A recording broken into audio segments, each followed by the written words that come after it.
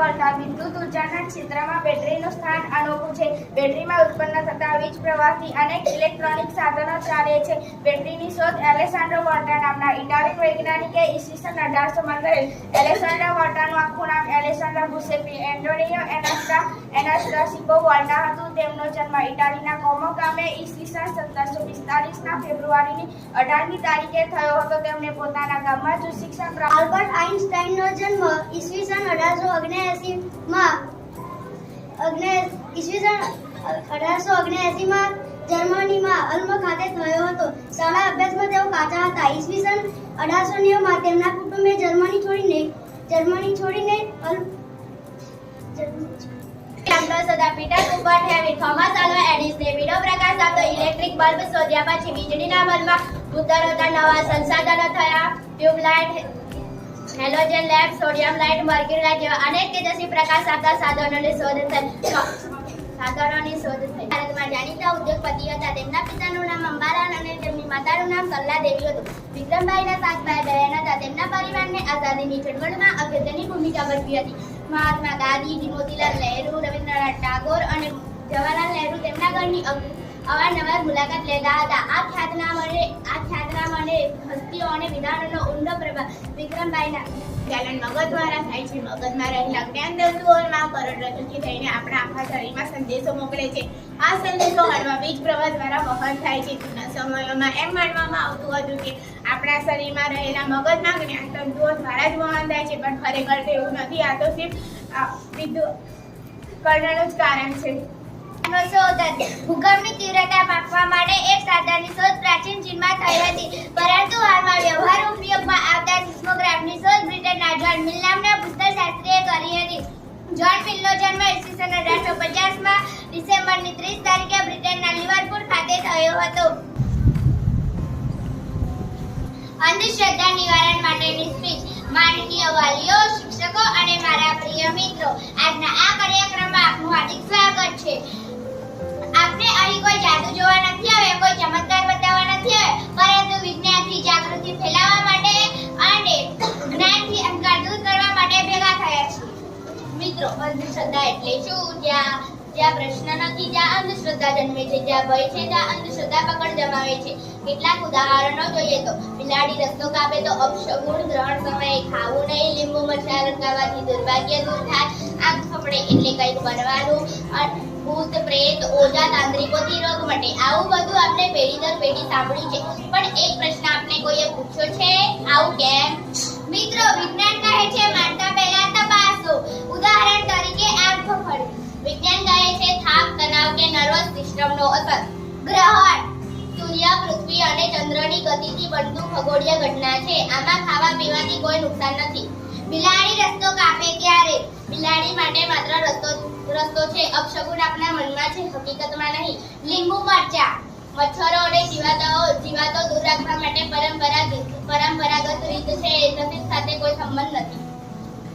માનનીય વાલીઓ, અંધશ્રદ્ધા અજ્ઞાનથી જન્મે છે, પણ તેનું નુકસાન વિશ્વાસ, સ્વાસ્થ્ય અને સમાજને થાય છે. કેટલાક લોકો ડરથી જીવન પર બંધાઈ જાય છે. આ માટે વિજ્ઞાન શિક્ષણ જરૂરી છે.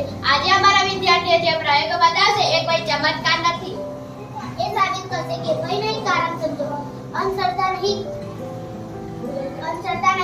વૈજ્ઞાનિક દ્રષ્ટિ અપનાવો. અંતમાં એટલું જ કહું કે અંધશ્રદ્ધા દીવો બુજાવે છે, વિજ્ઞાન દીવો પ્રગટાવે છે. ચાલો આપણે સૌ મળીને પ્રશ્ન પૂછતું સમાજ, વિચાર કરતું સમાજ અને વિજ્ઞાન માનતું સમાજ બનાવીએ. આભાર. જય વિજ્ઞાન, જય વિજ્ઞાન. અને ચારણી છે અને ગમે તેવું તમે પૂછું લઈ શકો છો. અને અમે પ્રવૃત્તિ કરીશું, પણ એમાં પહેલા અમે એક ચારણી ઉપર મૂકીશું, પછી એની ઉપર પૂઠું મૂકીશું. પૂઠાને પછી આમ કરી બંધ કરીને ગ્લાસને આમ કરી દઈશું. પછી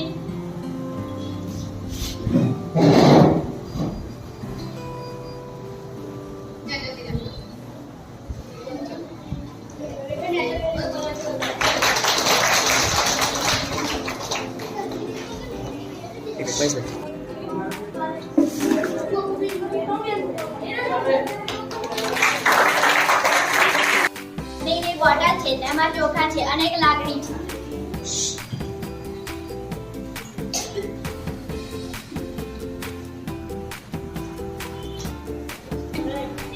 તાળીયા વગર નહીં કરી શકું.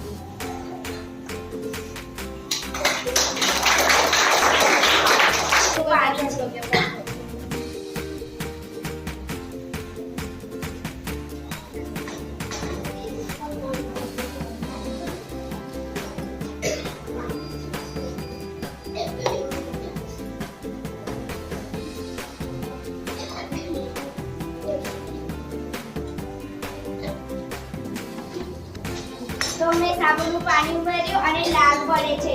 તો સાબુના હળદરમાં એક pH ઇન્ડિકેટર નામનું તત્વ આવેલું હોય છે અને તે બેઝિક પ્રક્રિયા કરે છે, તેથી તે લાલ રંગનું બને છે.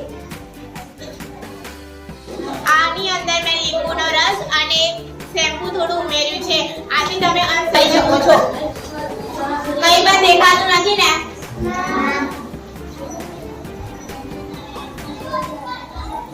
ડિસ્ટન્સ રાખજો.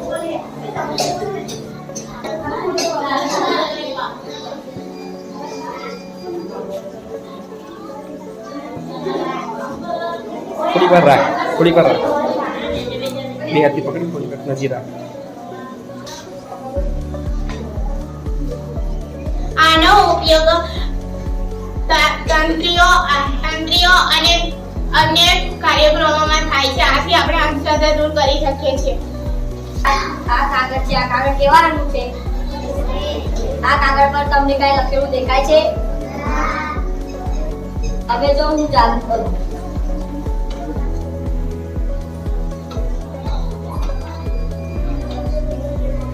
નીચેનો શબ્દ વાંચો.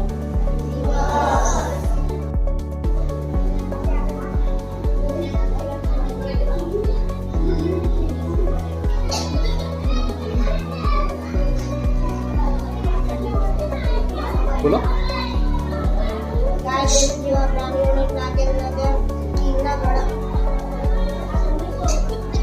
ઓકે ચલો. આ પોટેશિયમ પરમેંગનેટ છે અને આ ગ્લિસરીન છે. પરમેંગનેટ હોતું નથી અને ગ્લિસરીન 2-3 પેપર લાગે.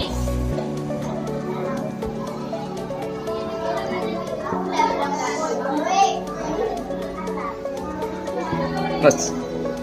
આ એક બાટકી લીધી. બાટકીમાં દૂધ રેડ્યું. એમાં હું એક કેમિકલ નાખીશ. અત્યારે દૂધ ઠંડુ છે. એ કેમિકલ નાખ્યા પછી દૂધ ગરમ થઈ જશે.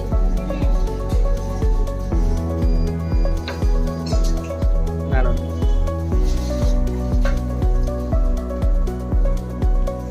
તમે જોઈ શકો છો કે આમાંથી ધુમાડા ઉડે છે.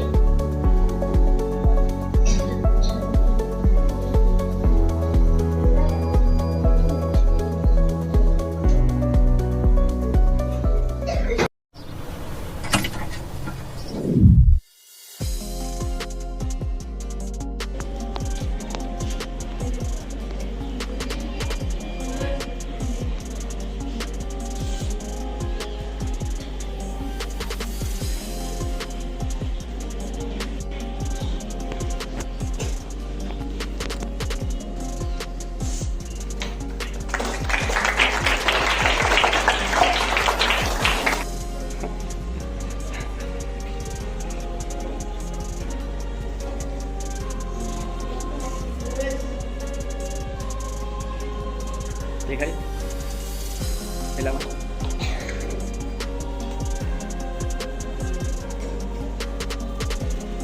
દેખાય દેખાય છે હા ને?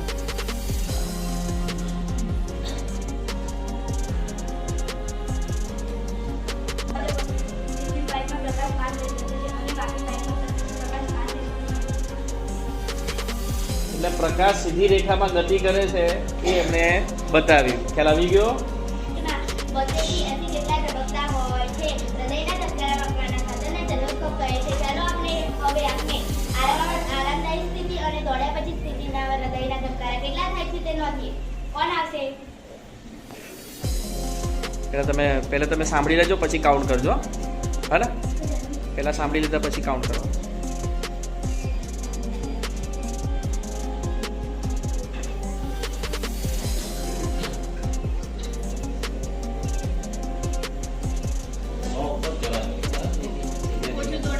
માટે અમે એક પેન અને કેપ કેમ્પની અંદર બે વાયર ભેગા થાય, એક કાળા કલરનું અને એક લાલ કલર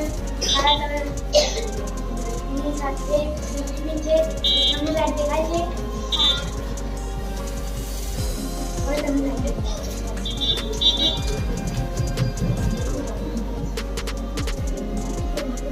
આની અંદર વિદ્યુત પ્રવાહ પસાર થાય છે એટલે આ લાઈટ ચાલુ થાય છે. આગળ પાછળ જાય છે પણ એને હાથ લગાવ્યા વગર ગાડી એમ હાથ લગાવ્યા વગર એમને એમ પડી રહે છે. પણ જો હું આને હાથ લગાવ્યા વગર પણ ચલાવી શકું છું કેમ કે આમાં ત્રણ પ્રકારના કોકણાકારના ચુંબક લીધેલા છે જે એક ગાડીની આગળ અને એક ગાડીની પાછળ લગાડેલા છે મેં હું તમને ગાડી ચલાવી બતાવીશ.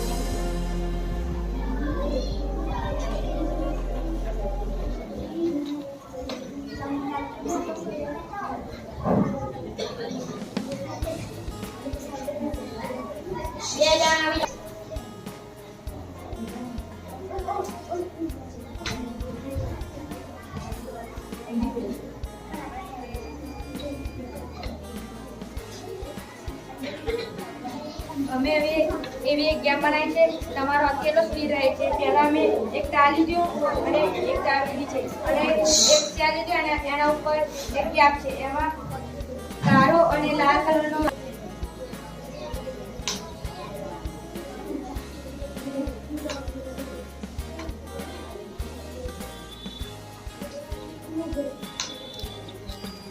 આઉટ. અડકે નહીં એનું ધ્યાન રાખવાનું. તો અડી જ જાય છે, પહેલેથી અડી જાય, ધ્યાન રાખ.